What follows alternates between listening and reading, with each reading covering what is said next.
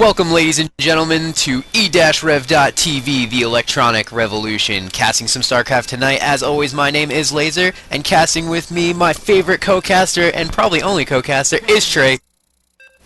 Your favorite? Well, thank you. That's awesome. Yeah, welcome. This is going to be ESEA Week 1, Terra Australis versus RS. I don't know a whole lot about this Australian team besides that they're from Australia, and they're apparently really good at what they do, so this should be good. Week 1, there's no seeds yet. RS is seed 3 in SIVO, though, so they're a very good team to watch. Okay, let's get this out of the way. TVZ on Xel'Naga Cavern. Spawning in the bottom left corner is RS Ver, our red Terran. And then spawning in the top right corner is our yellow Zerg Terra Australia Amnesiac. Australis. Amnesiac. Alright, well, we'll just call them Amnesiac and Ver. You guys know what teams they're for now? Same thing, and that's whatever. And you know, win or lose, Amnesiac is still going to have that sweet accent, so, you know. They win in the long run. Alright, so what do you expect, Yeah. TVZ? You're a Terran player, and you do like Xel'Naga Caverns. I do. TVZ on this map, though, the longer the game goes, the more Zerg favored it's going to be. But if he's able to put pressure on while this natural base is up, he needs to swing it in his favor at about that 10, 12 minute and earlier window to make anything happen. So if he's able to do that, it'll be more in his favor. But like I said, the longer it goes, the more in favor it's going to be for Amnesiac and Terra Australis here. Okay, let's see if we see anything crazy. We see any, we gonna have a 14 hatch? That's not norm anymore. Nope, he's rallied no. to... Okay, so no 14 hatch maybe. Maybe, wait, got another one there. 14 hatch. He's not, Ver's not blocking his ramp though, which is a little different against Zerg. I always try and block my ramp. Not necessarily Maybe with he that knows first something depot, you but definitely with the first barracks, so we'll see. Well, we'll have to see if Amnesiac takes advantage of that. Maybe he'll cancel the hatching, drop a pull, or drop a fast pull at 15-16. We'll have to see what he does. Was that a 15 hatch or what? That was a 14 hatch, and it's going to be a 16 pull. So Okay. the 16 pull is down now. There's no gas though, so we're not going to see any speedling play. He might just be dropping the pull for the queen and going roaches or something like that. I mean, getting gas Also, a no little gas later. for Ver. Wouldn't be surprised to see either 2 barracks or 1 barracks expand. Well, he's already doing the 1 barracks expand, and Amnesiac did see that when he ran by, so both players are opting to fast expand, which is really good for the Terran, because if you can keep the same base count as a Zerg player, you definitely have the advantage. Most definitely, and he's also able to steal his gas before the Zerg could steal his own gas from himself, I guess, and then able to pick off that drone with his Marine, which is pretty big for the early game. Okay, so we got some drone transfer for the Zerg player, moving over to the natural. He did drop gas. He's got 3 harvesters on it. I don't think we're going to see speedling upgrade whatsoever. This gas is probably just going to get pulled up for roach play or fast lair tech, something like that. But I wouldn't... Actually, you know what? I take that back. I don't think we're going to see a fast lair tech because on 1 gas, there's no units you're going to get from the lair like that. He wouldn't be able to play mutas or hydras. This is going to be roach play from our Zerg player. Alright. And he's also got that, Overlord creeped up pretty far if you look on the left side of the map there to detect any drops, I think. I think that's to deter any drops or any kind of area units leaving that base. That Overlord is what we like to call the suicide or kamikaze Overlord. He's going to sit there to see if he can see any buildings on that ledge right there, and then probably at like somewhere between the 8 to 12 minute mark when the teching gets somewhere where it changes the gameplay, like where he can find out if he's going siege tanks, if he's going 3 barracks, if he's going banshees. What he'll do is he'll take that Overlord and he'll fly it right into the center of the Terran base, suicide it, and just get all the information he needs to get. So that's the kamikaze Overlord. Kamikaze Overlord. Nice. We got 2 factories going up for Ver, which is slightly different. He's building a reactor, so he might be going Hellions with one of those factories, and then I imagine the tech lab might go on the other one, if not both of them. Well, the reactor's actually on the barracks, so we're going to see a lot of Marines from the barracks, and the tech lab is on the first factory that's finished. We'll have to see what he does with the second factory. Well, what I'm just saying, he's went. going to switch those and go reactor Hellions. Oh, okay. Which is what. All right, you're right. I'm You're right. psychic, baby. I'm psychic. Damn, +1 for Trey. Maybe we'll see Blue Flame Hellions and lots of them. God, I love Blue Flame Hellions. I don't know. Yeah, actually, he's going pretty heavy. Oh, you know what? I missed this. Even out of the reactor factory. And I'm sorry I didn't call it, but we had a Baneling nest go down and finish. And look, we have Banelings outside the natural. Alright, this is pretty unit-intensive move for the Zerg, which means he doesn't have as many drones as he would like to, and he's trying to go on the aggressive, but what sucks about Zerg is on this aggressive, and as he sends them in, he's sending those 5 in, which... Oh, it looks like he's going straight for the SCVs. If he doesn't see that, he's going to get all of them. That's... Oh, man. No, he's going for that bunker. Trying to bust. No good. Still up. The Hellions are in there. Blue Flame isn't... SCVs, which is good.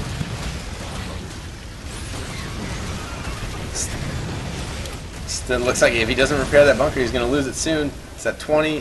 Zerglings 18 more Zerglings coming in. That Blue Flame really needs to finish. It's at like 70%. These Hellions can hold us off, though. Surround. Not what you want. I think the Hellions have it. Oh no, here come the SCVs with backup. Oh man, bold move by Yellow, but he's taking the lead. Here comes a Baneling. They're gonna get it. Roasted Banelings. How do you like your green marshmallows? Hope well done. More Zerglings. Look at these Speedlings. Just every. Oh, Blue Flame is done, and they're lining up. Flame on, Hellions. Hard, but I think oh man, he's just doing so much damage on it, and they're both at 2 bases, but I don't know. Yeah, if you look at the center of the map, is at the lead at this point. If you look at the center of the map, you just keep seeing these lines of Speedlings just pouring in. That's all he's doing. He did drop a Roach Warren, and he's teching the lair, so maybe he's at the point now where he notices the Blue Flames are really going to hold him back, and he needs to tech. There we go. And he's able to hold it off, which is pretty impressive. I like that. He doesn't have anything left at his natural, but he still did pretty well considering. It's only 25 workers to 26 drones with 3 mules though, so I mean he's really still ahead in the income count. So he didn't do too much damage, and if you're not, he's only at 2 bases right now with not many drones invested. So I feel like it may have looked like he did a lot of damage, but really he didn't. They're pretty much even. Blue Flame going for the drones at the natural ramp. Is he gonna get him? Is he gonna get any of them? He got 2. Yeah, plenty. Bringing that down to 22 drones to 29 SCVs, which is big because there's 3 mules going. Oh, I feel terrible for Amnesiac. He keeps making Speedlings, and that's just not going to work against these Blue Flame. I think he did finish his Roach Warren. Here come 12 Roaches. That's going to help turn the tide of the fight. Transfusion on the Queen. He's going to lose this one Queen. That's all that Blue Flame Hellions care about, is getting this one Queen to put him back economically. And they're gone. Good work, yeah, and they back out. So now... But all he has at the moment is Hellion. He's building his first tank with Siege Tech, though, which is going to be good for those Roaches. But if he doesn't have enough, Roaches can run over Siege Tanks pretty easily if they're not concentrated, if they're not in big numbers. These Blue Flame Hellions are pretty much useless against these Roaches. I don't know why he's even engaging. I just pull back at this point. I think at this point, what I do when I go Hellion build is you just try and slow him down as much as you can. Even though you may be losing those Hellions, really at his base, he's got nothing that can deal with this. So he may have to sacrifice a few, try and go to his base like he's doing a run by, and try and get him to turn around. That Queen's blocking the ramp. Stalling. If you notice, he has the Queen parked right on the ramp on hold position, and he's just blocking, and he's losing those Hellions to the Spine Crawler. One Queen, though, is not going to be able to block him. You need 2 to block it. It's going to make him go through 1 at a time, but he's not going to be able to block it completely. But losing his engineering he's in a bad way right now. If he loses that bunker, it's it. He's just going to go around and probably... Oh, Siege Tanks are out. Siege is done, though. Siege is done, which is going to keep him pushed back a little bit, but he's going to need more than just 1 tank to deal with all those. Yeah, he's got 2. He's got 1 on the top of the ramp and 1 at the bottom by the bunker where the SCVs are. Yeah, he's got 3 Marines, 2 Siege Tanks, 7 Hellions, but he's got 44 SCVs to 32 drones, which is big. Yeah, but that second base is in the air. That's the problem right now. He's really got to get it landed or move it somewhere. If you... Well, yeah, at the income just now, right when he lifted off, Amnesiac is pulling ahead. even though at his natural he's only got one drone. I guess that's more than 0 SCVs, so he's able to pull ahead by a little bit, but we'll see. We're going to see the creep in from those tanks. The roaches are going to have to leave. Oh no, maybe not. That tank isn't close enough. The bunker's actually blocking it with the assembly. 3 factories, 1 barracks. This is different. I like this. As he's building more tanks. More tanks, more Hellions. It looks like he's invested in building tanks and Hellions this game. He said, no matter what, I'm going to build these. A mech build with no Thors, basically. I don't know. Yet. I think he needs to no get... Thors in production. I'm not saying they're out of the question, but Thors really are, if he goes ground army, they're just for soaking up damage. They're really for if he goes mutilus, which he hasn't done yet. So yeah, that's what I'm saying, though. It's like a mech build with no Thors. It's like Hellion tank mech. It's weird. But he really needs to get bio. It really needs to get some Marauders or Marines or something. I don't know why he doesn't have like more barracks coming out at this point, because he can't. Every time he unsieges those tanks and tries to move forward, those roaches can pick one off and then just run away. Especially if they were to get burrow, so they can burrow underground. I mean, he's gonna have problems. He really needs to get some Marauders or something like that. But hey, he's pulled ahead again. He's over double his income at this point now, and he's got 48 harvesters while. Amnesiac from Australis only has 26, and he's got those mules as well, which is just sitting. He's over double this guy right now, and he's just able to hold that off as long as he could, and now I think he's beginning to slowly pull ahead.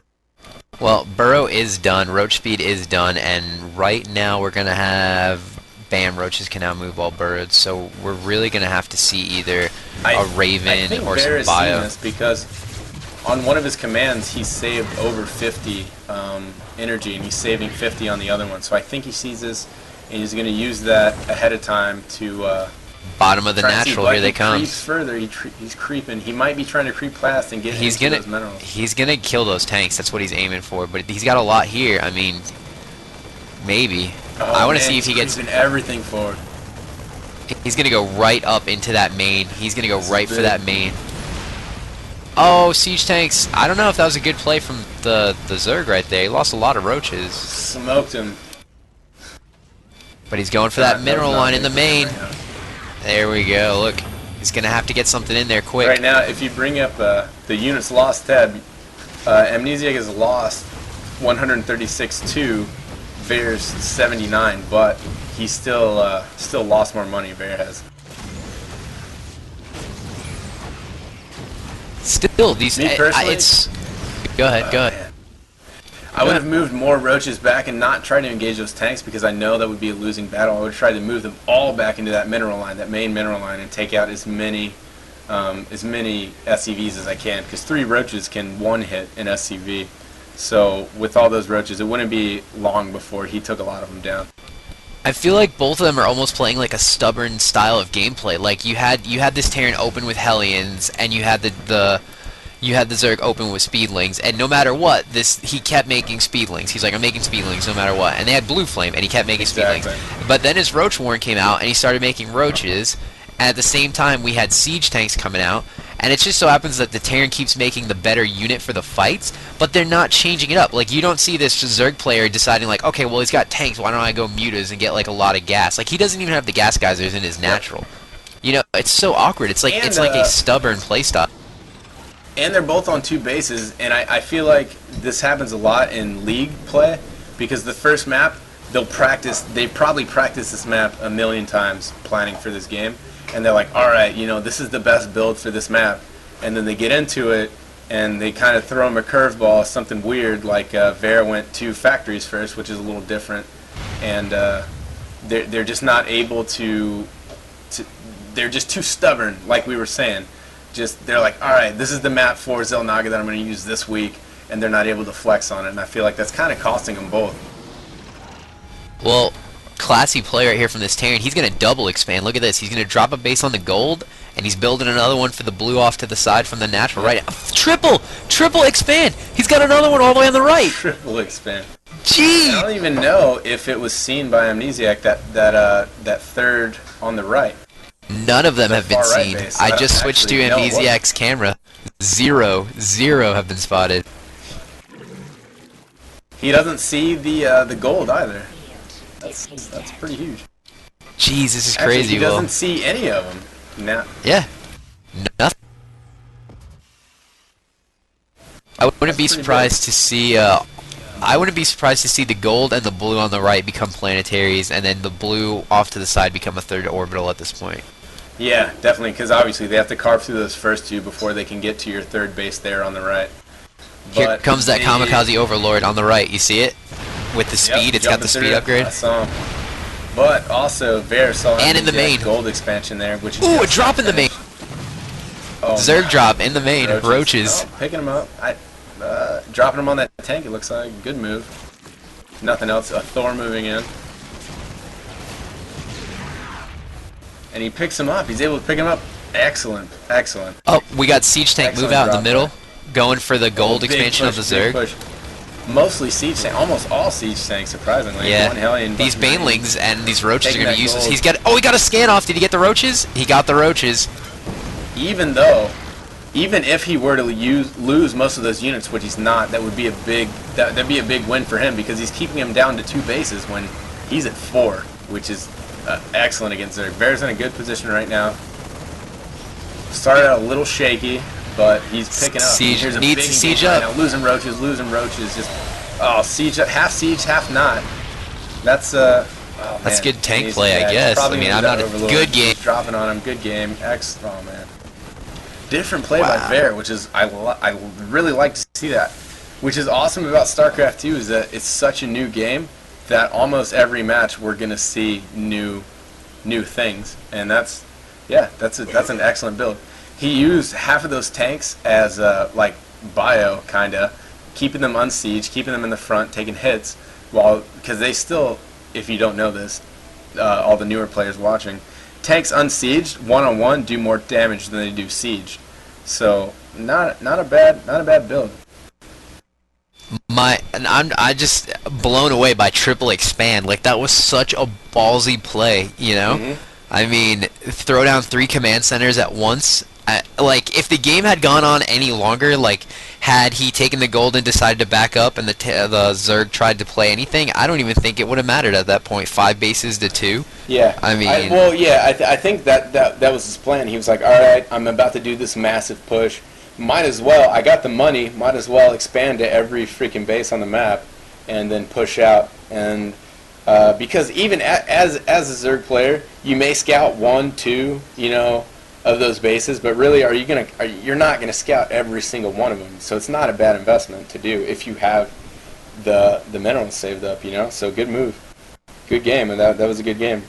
Because they both play different, and like we said, they're mainly from the SEA server. Terra Australia says, obviously being an Australian team, and they play different, and I like it. I like both of those players. Okay, I've got invited to the second game. I'm sure that ESEA plays it just like just like SIVO plays it, where loser picks second map, and Shakura's Plateau was picked by the Zerg player. A little weird. I'm surprised no Blistering Sands or something like that. But Shakura's Plateau, obviously a good map. We talked about it in our last cast. There's a lot of mobility. Yeah, a lot of mobility for Zerg. A lot of breakable rocks into expansions. Very big. Lots of expansions. Lots of expansions. Actually, there's 6 or 7 on each side. So I mean, you can really get a lot of income, a lot of economy, and really, I mean, as a Zerg player, you can take your main, your natural, the one right to the right of your natural, and the blue one in between the 2 bases, as long as you're not side by side, and that's 4 bases that you can control. Pretty simple with easy mobility, especially on creep with speed upgrades with speedlings, roaches, mutas, stuff like that. So Zerg has a good advantage, but this map does have a lot of cliffs, a lot of shrubbery, a lot of shadow areas, a lot of height advantage. Like, unlike StarCraft 1, if you have the high ground, you have the advantage. If you can see into the dark areas and your other opponent can't because of shrubbery and fog of war, almost like in Heroes of New Earth and stuff like that, you have the advantage. So siege tanks, very, very effective for Terran on this map. Very effective. So we might see Tank Viking from Ver to deal with the heavy mobility of this map. That Zerg's probably going to go. From Ver, we might see tank on top of more tanks with maybe 3 Marines like we did last game, which would be sweet. Yeah. All tanks. Tank all in. But see, another thing about Terran on this map, I feel like Terran is the least favorite on this map in the early beginning of it, just because of the types of cliffs and the breakable rocks like you were talking about. The cliffs, if you haven't played, because this map came out around the same time as the Reaper nerf did, if you've tried to play Reapers on this map, and yes, you can still build Reapers for everyone listening right now. They still exist, and they're still a real unit. You can build them, but they can't jump most of the cliffs around the main part of the base. They can only jump the cliff near the main ramp, which kind of brings Reapers even more out of this map than any of the others. So I feel like, yeah, like you said, when they get into the tanks, this is an amazing map, but before then, you can't. Okay, so let's start off. Spawning in the bottom right corner is our red Terran Ver from Team RS.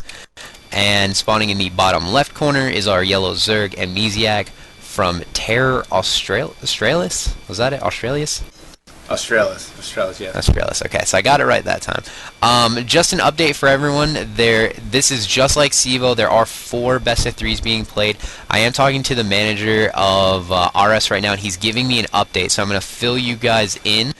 Oh, actually, we have a final for one of the best of 3s. Let me go over the list real quick. Terror Australis Death is up 1-0 against RS Arcana. Terror Australia's Amnesiac is obviously down 0-1 to Ver. Terror Australia's Salvation is up 1-0 against RS Mechagen. And Maker, unfortunately from RS... Oh, no, sorry. Maker wins 0-2? Yeah, okay. Maker wins 2-0. It was a weird way to type it out, but... Yeah, I think Maker won his best of 3 2-0. So, grats to Maker for winning 1 point for Team RS in this clan war.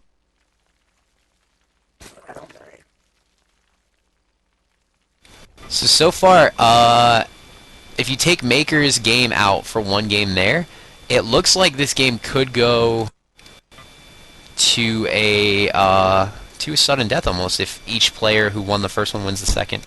But let's get this. Let's get this stuff underway. We got, obviously, the Overlord's going to scout that they are in side-by-side positions, so we would have the Zerg. Isn't going to be able to do that 4 expansion like I was talking about, but he can still do the 3 on his side of the base and expand up the left side of the map. So we'll have to see what goes down. Kind of a similar opening for Bear like he did last game. No gas right off the bat. Sending that scout out at 15. Kind of looks like he's going to build another fast expansion. He's got that SCV there waiting. And there it goes. Second command center. Totally different, by the way, for our...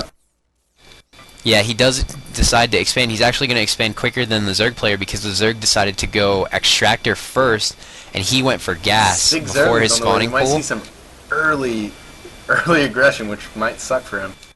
This is going to be Speedling play. Whenever the Zerg player drops an Extractor before his spawning pool, he's going for Speedling play, and it's already in the works of being upgraded. It's about a quarter of the way done. So, yeah, 4 Zerglings on the way, and that SCV scouts it, but still, I mean, not much you can do besides like what he's doing right now. He's sending those SCVs with his 1 Marine that he has, building a bunker as quick as he can, and he's going to keep that Marine protected by those SCVs, which is all you can do when you're caught with your pants down, unprepared like this. 2 Marines. 2 Marines out. He's got this. No problems. Yeah, he'll be able to fight it off, especially since that bunker's done. But he lost a lot of income. If you look right now, Amnesiac's income is above his by about 200 right now. And he's able to stop that expansion pretty big, and he's going to be able to harass this. Not take it down, because it's only 4, but he's going to be able to harass it, which is big. But he does begin building it again, which is good. He's got running back and forth. Very annoying. He's able to take about a quarter of the health down and just park back there and kind of keep an eye on him. Speed is done now. So yep, that's and even Baneling more Nest effective. halfway on the Baneling Nest, and he's got his expansion about 80%. Yeah, 80% of the way done. So, not the exact opening as the last game, but gonna have similar play from the Zerg player again. We're gonna have Speedlings, we're gonna have Banelings. Yeah. What I think was kind of weird about his is when he went Speedlings and Banelings, but no Mutalisk that game, which I thought was kind of strange, because you usually see, Mutalisk, Ling, Baneling, and we didn't see that. It's a lot of roaches, actually. Yeah, definitely is. You talk about the kamikaze. Oh, trying to run by. Gonna Gets a few, but he's able to block with that SCV. He still gets enough back to make a dent for sure, and at least see what's going on. And he stops those two factories, and he goes to work on his workers. Runs back. Oof. This is going to be harassment city. Annoying. More speedlings in the natural now. Man, I think he's trying to hit everything. He's trying to take a couple points off of each building that he has. He's trying to stop the production. He keeps going for the workers that are on the buildings, which is great play. I mean, he's really just stopping buildings. And this is basically just going to slow down the tech and the economy of the Terran player and really let the Zerg push way, way ahead. Definitely. He's got 8 more on the way. 8 more. Oh, man. And there's more Zerglings on the way here, so we might see some more of that run by. But he's done a lot better of a wall now. He's put his next barracks there next to the bunker, connected to that bunker and supply depot. So it's going to be a lot harder for him to run by than it was before. But he's building up a bunch of Zerglings there. I wouldn't be surprised if he morphed them into Banelings and just tried to blow straight through that.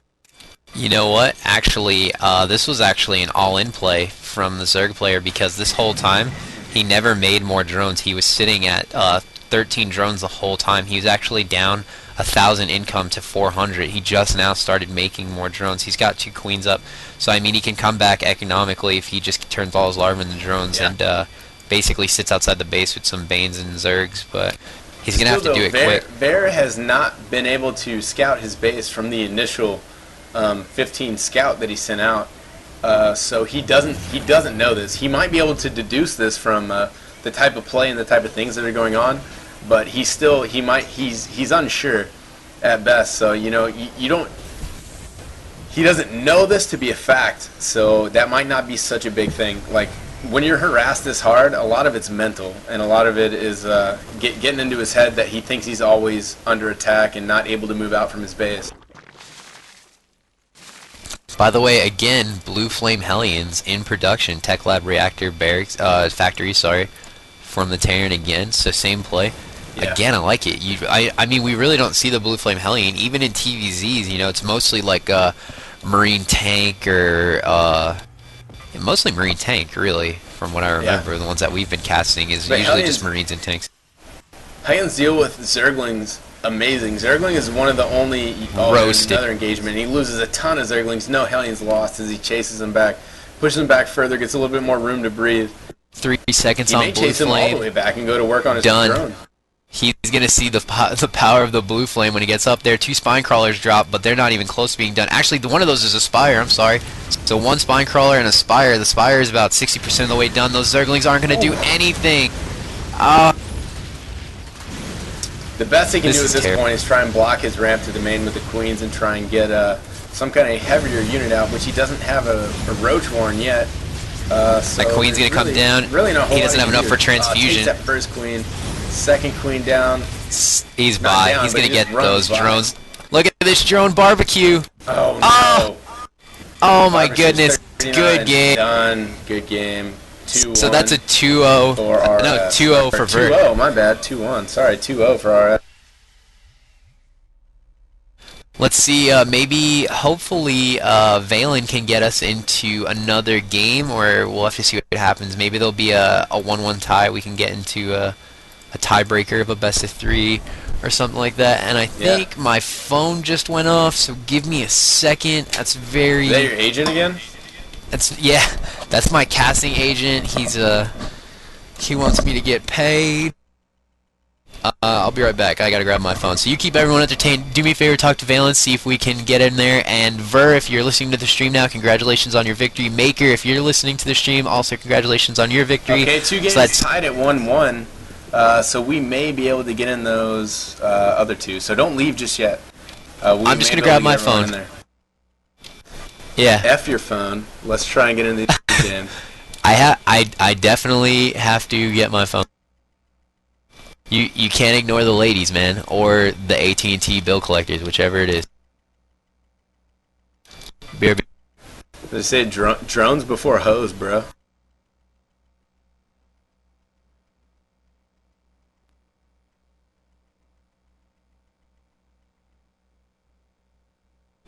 Okay, looks like there's 2 guys that are in game 3.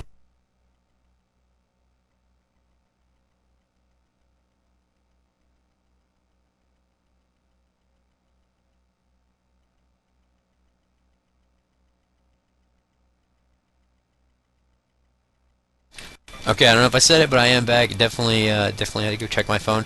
We'll have to see. Are both the other games going on right now? Yeah, there's two games going on. They're both tied at 1-1. The game we watched was 2-0. So, not sure exactly what's going on. Okay, well, basically what happens now is if one of the guys from RS picks up a victory here in the game 3 of their best of 3, it'll be over, basically. We're not going to be able to do a sudden death match, but we're going to have to see what's going on. Hopefully we can bring another game. We're going to have to sit here on standby. So, again, we should be on Team Liquid. We definitely were in the Team Liquid IRC, so I want to thank everyone from the community over at Team Liquid IRC and the forums, and everyone over at e-rev. Thanks for tuning in tonight. Thanks for being with us, watching some StarCraft. I know we have a whole bunch of other casts going on tonight, e-rev, so check it out at www.e-rev.tv. I think we had Call of Duty. I think there was some Heroes of New Earth. I mean, I'm looking at Vent right now, and all the broadcasting channels are filled.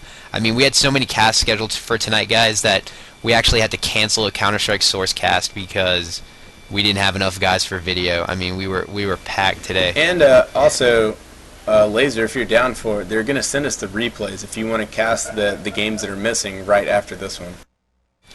I do have to speak with someone after this, but we can definitely do a cast and get a VOD up for you guys for the other 2 best of 3s, and go from there. Hey, go ahead and take that phone call. Oh Hey, no, no, it was a phone call message. we got another two casts tomorrow. It's going to be VT versus Eternal Plague for CEVO, and then another CEVO game for Reaction Sports RS, who you're watching play right now, versus Team Insanity. So both of those we'll be bringing you tomorrow, as well as a couple tournaments in the future. We got a tournament we're going to cover on Sunday also. Yep, and my Google email just popped up. Valen already sent us the replays for Maker's 2-0 victory, so we have those VODs, or those replays that we will turn into casting VODs for everyone over here at the community that wants to check those out. They should be up either sometime tonight or tomorrow afternoon before the other matches, so they'll be there. Check out for those, or look out for those. And I just got a message from Fujikara. He says they can do a show match if it doesn't go to an ace match. So we're probably going to bring you some of this right after anyway, if you guys are down for it.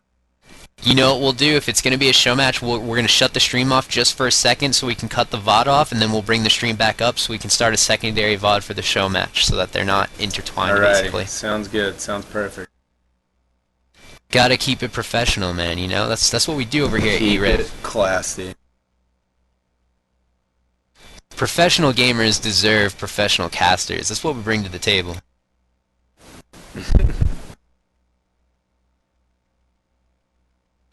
But yeah, the other broadcasting channels are definitely stacked right now. We were so busy tonight. I mean, just looking at the calendar and looking at last minute things, I mean, yeah. What? Apparently everyone's jumping in our broadcasting channel now. Yeah, definitely. We're getting packed. But their e-rev has been around for about 3 years, and the StarCraft community is kind of new. We're getting more viewers each cast, more viewers for every VOD that we do, and we appreciate it. So just keep it up, keep tuning in, because we're going to keep bringing it, and higher volume actually is more stuff. We got more stuff in the works. We can't really reveal all of it at the moment, but there's some more stuff coming to you pretty exciting that I've heard about recently. So stay tuned in, and we'll bring it to you. Yep, I'm actually looking right now. From when we started to just now, there's been 3 different playouts, I believe. We had a CEVO Heroes of New Earth iCry versus Sex Kittens played. We had an AWA NVIDIA Binary versus Frag Dominant for Call of Duty Black Ops. And then the Honcasters did another one back-to-back, a second Hon match. CEVO Hon again, Clubhouse versus Pro Sex Inc. So they did 2 tonight. We'll be doing 2 StarCraft casts tomorrow. So we're getting jam-packed with casts. Either way it goes, we're gonna have something else bringing it to you tonight. Also, either a show match or an ace match. Anything that we can get into. But yeah, hey, we don't sleep. If there's stuff going on, we're covering it.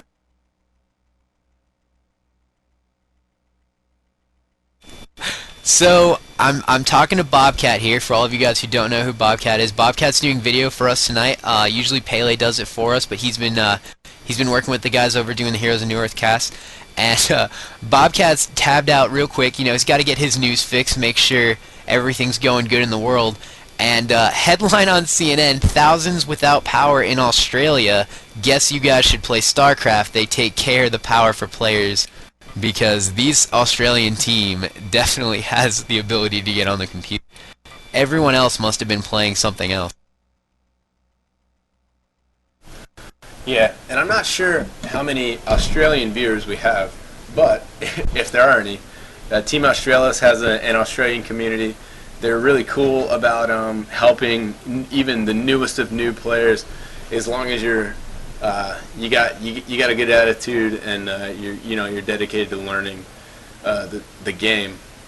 They're willing to work with you, even their best players, and they actually do coaching. Two of their players do pro coaching that you can actually buy on their website, which is going to be terroraustralis.web.com, and you can check them out. It's a pretty cool website, pretty good team, and I like what I've seen so far. Do me a favor, I'm checking up something real quick on the net, and give a shout out to Team RS's website if you have it as well. Let's not leave them out of the loop. Oh yeah, definitely. Team RS Revolution Sports is going to be at rsgaming.com. A lot of their players are very good. They have Neens, who was the #1 Terran back in the beta. And if you watched our last cast, you may have gotten to see him play. He, surprisingly enough, he hasn't played in 2 months, and they were able to pull that win. And he made it look easy. And TQ is not a bad team. TQ Dante is an excellent player, and he was able to win pretty much outright in a TVP. And yeah, Revolution Sports, rsgaming.com. They got a forums, they got a community as well. And they also have several other teams. They have a Counter-Strike, Black Ops. They got a bunch of teams there, and it's a good website.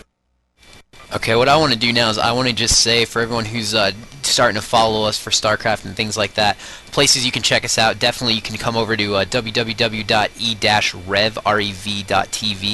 and you can check our calendar there for upcoming casts. Our casts also do go live on Team Liquid forum, so teamliquid.net. We are under the handle e-rev.n, E-R-E-V-N, all capitals, under the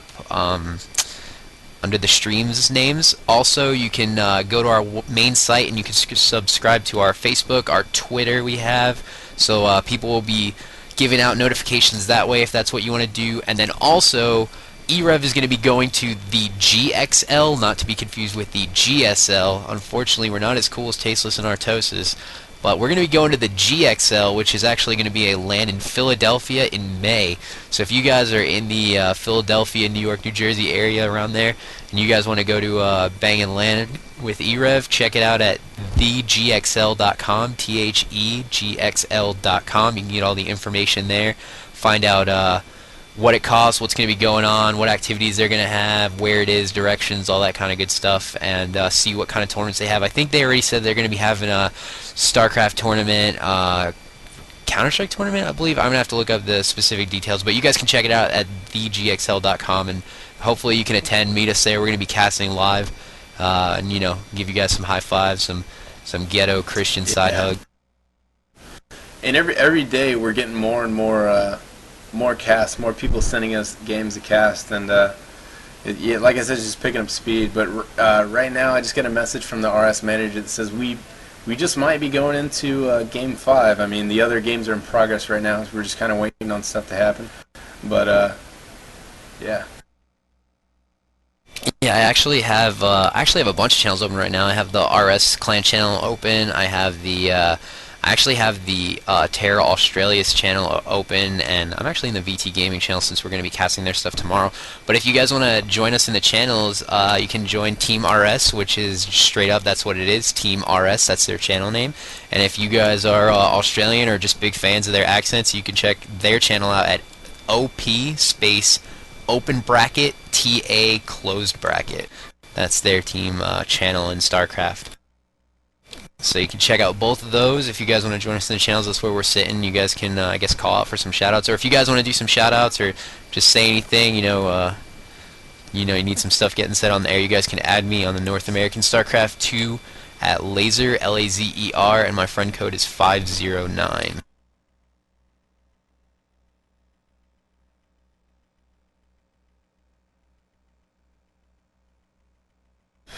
Yeah, definitely. And if the match that we bring you is anything like the past ones that we did, it'll be pretty good. Like I said, just these guys are from the SEA server, and so they play a little bit different than you may be used to seeing. And if you don't know the SEA server, recently everyone on the SEA server just got free passes to join the North American server just recently, which has brought a lot of diversity to the scene, and I think it's going to change the way people do things, even if just slightly. It's just when you're on your own server, you're only dealing with people from a certain region. They're going to play a little bit different, and I think we're definitely going to see a lot more of that in the future. Oh yeah, that happens with everything in every game. I mean, there's differences in Heroes of New Earth depending on if you're American or European, how they play style. There's actually European strategies for that. Then on top of that, I don't know if you guys have ever played, but I was a big player of Super Smash Brothers for the GameCube, and having East Coast players in North America versus West Coast players, the playstyle on that was completely different. Everyone liked to play on different sides of the map on that, so depending on where you play really influences your play style, because you're going to be playing on a ladder versus these people who get in this certain groove of how they want to play.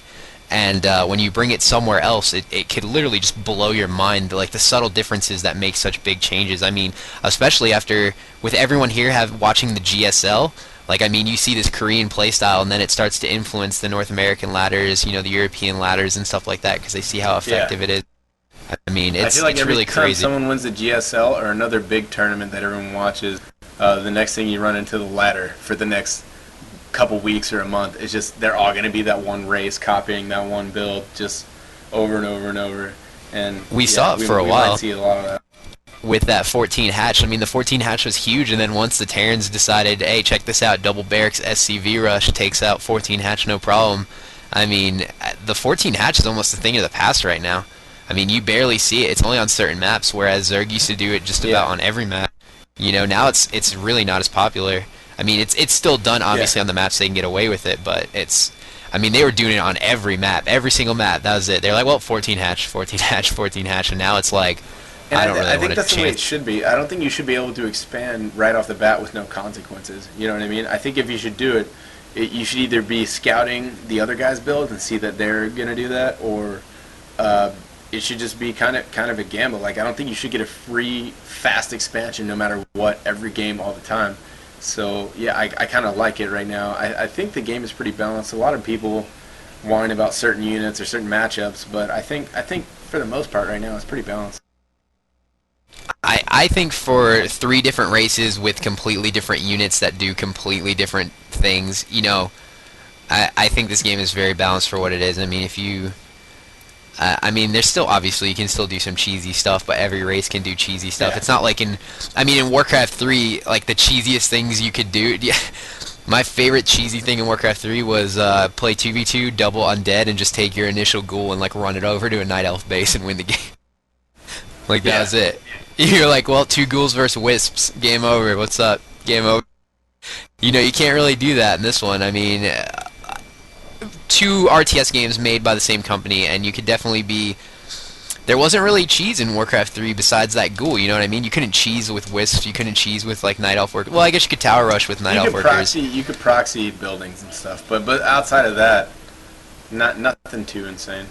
Yeah, but like every race here can do something a little crazy. I mean, it's a little harder for Terran now that you have to build that supply depot before the barracks, because you used to be able to proxy barracks and start building like Reapers or Marines or something right outside. Protoss, you can obviously cannon rush or do the 2-gate pylon somewhere close to the base. Zerglings, six Got pool. an update here, sorry. RS wins 3-1, but we're going to bring you a show match right after this. We're going to take a 5-minute break, and then we'll get back to you. Thank you for tuning in, and I hope you watch this show match. Should be good as well. Don't know the players yet, but we'll let you know. Obviously, someone from RS, and then we'll see. Maybe RS and the best player from Terra Australis.